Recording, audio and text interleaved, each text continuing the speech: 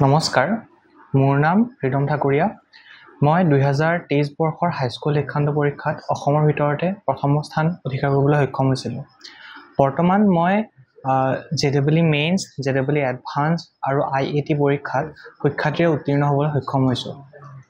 যোৱা 2 বছৰ ধৰি মই এই 3টা পৰীক্ষাৰ কাৰণে প্ৰস্তুতি চলাই আছিলোঁ আৰু এই বছৰ মই এই 3টা পৰীক্ষাতে উত্তীৰ্ণ হ'বলৈ সক্ষম হৈছোঁ। ইয়াৰ জৰিয়তে মই JEE মেইনছ, এডভান্স আৰু IAT পৰীক্ষাৰ জৰিয়তে NIT, IIT অথবা আইজাৰ মই এডমিশ্যন ল'বলৈ নিজকে সক্ষম কৰি তুলিছোঁ।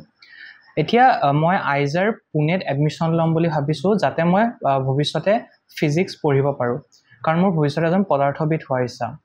এই 2 বছৰৰ মোৰ প্ৰস্তুতিৰ সময়ত মাননীয় মন্ত্ৰী মহোদয়ে মোক যথেষ্টখিনি সহায় কৰিলে। সেয়া লাগে আৰ্থিকভাৱেই হওক অথবা মানসিকভাৱে। তেখেতে মোক যথেষ্টখিনি সহায় কৰিলে।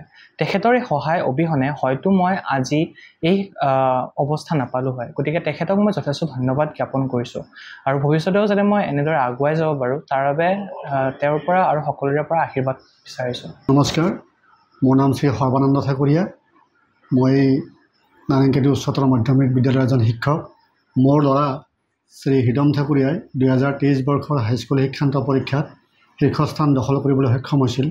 মোৰ এটাই ভাল লাগিছিল, সেই প্ৰথম কলটোৱে আছিল আমাৰ অসমৰ ঢেকিয়াজুলি সমষ্টিৰ বিধায়ক তথা অসমৰ মাননীয় মন্ত্ৰী আমাৰ সিংহাল ছাৰৰ প্ৰথম ফোনটো মই পাইছিলোঁ।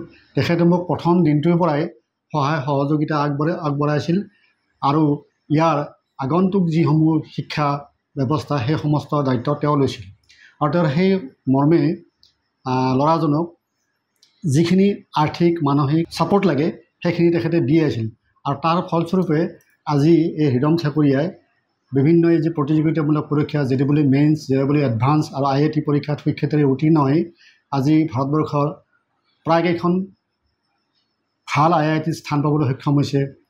আইজাৰ, পুনে আৰু বিভিন্ন অনুষ্ঠানত যাবলৈ তেওঁ সক্ষম হৈছে। এই সকলোখিনি আমাৰ অসমৰ মাননীয় মন্ত্ৰী তথা ঢেকিয়াজুলি সমষ্টিৰ বিধায়ক ডাঙৰীয়া অবিহনে হয়তো মই সক্ষম কৰি তুলিব নোৱাৰিলোহেঁতেন।